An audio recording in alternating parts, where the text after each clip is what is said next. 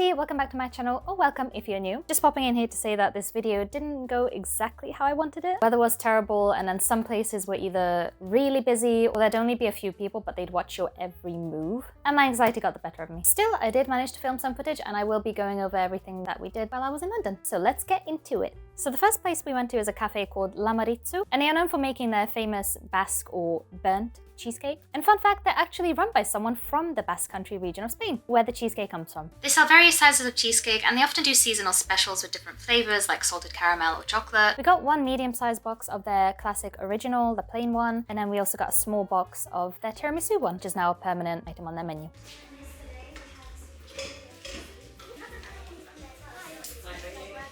It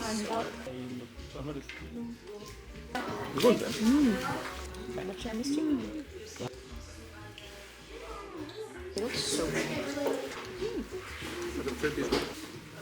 Very coffee. Very good.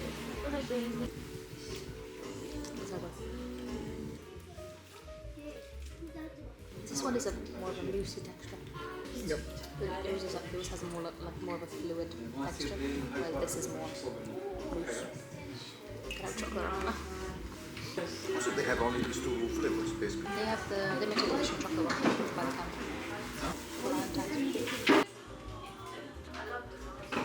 They were both really good, but I think I did prefer the original slightly more. Price-wise, we spent a total of £28, which isn't bad considering London prices and considering the fact that you do technically get a whole cheesecake for yourself. The original Basque cheesecake, 5 out of 5. 10 out of 10, would highly recommend. Tiramisu one, that one felt very coffee-like. I'm not someone who's a coffee drinker anymore, so I don't know, after a while it felt a little too rich for me, but it was still very delicious, and I'm glad I did get the small one. It depends how much you like coffee, I think, so I would probably give it 3.5 out of 5 for me personally, but for someone that enjoys coffee and coffee-based desserts more, you would probably give it a 4 or a 5 out of 5. Next, we walk down Oxford Street to Selfridges. Going to any place like Selfridges or Harrods is always a bit chaotic and can be quite overstimulating, so I actually fed pretty well. We made our way down to the Jenki bar that's just around the corner of the food hall, and I've tried their matcha before. In fact, I usually order my matcha from them, so shout out to Jenki, please sponsor me in future, haha. But I've never tried their Hojicha before. Hojicha is a roasted green tea that's naturally lower in caffeine and is meant to have a more smooth caramel-like kind of flavor. I don't know what I was expecting,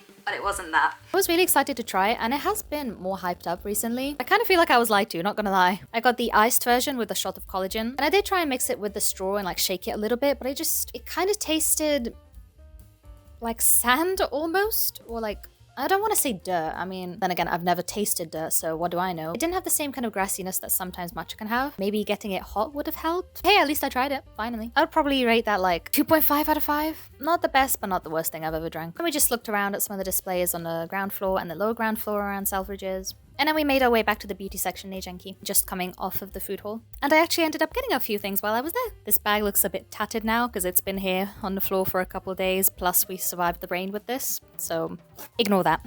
I got the new Kylie Jenner perfume, the Cosmic Intense, and actually ended up getting me the full-size version, the 100ml. I would say this is quite a grown-up scent, like it's not very floral and light and airy and like girly, if you know what I mean. It's very rich, it's very fruity, it's very warm. It has jasmine, blood orange, amber accord, benzoin, vanilla, and musk. Don't know much about fragrance, but sounds good. And it smells nice. My number one favorite perfume is still the YSL Black Opium, but I think this is going to be up in my top 5 now. Then I also got the Hello Clean Scalp Soak. If you've been following me for a while, you know I'm obsessed with this stuff. I've been using it for more than a year now, almost 2. We also ended up walking down the road to House of CB, but I didn't manage to film anything in there because the security guards were watching everyone like a hawk.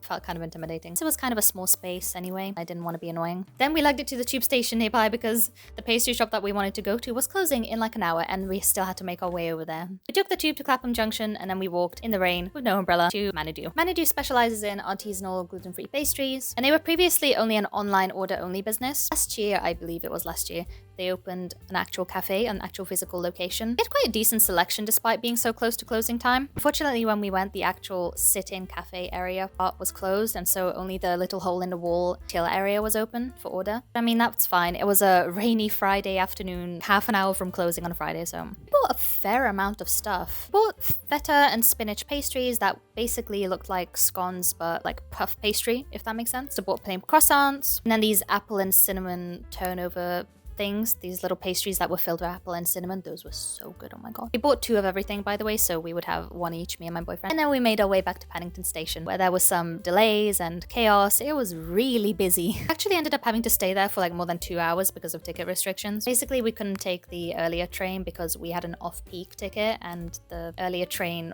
was not an off-peak, and so we had to wait. Meantime, we ate some of our pastries and went upstairs for a hot drink.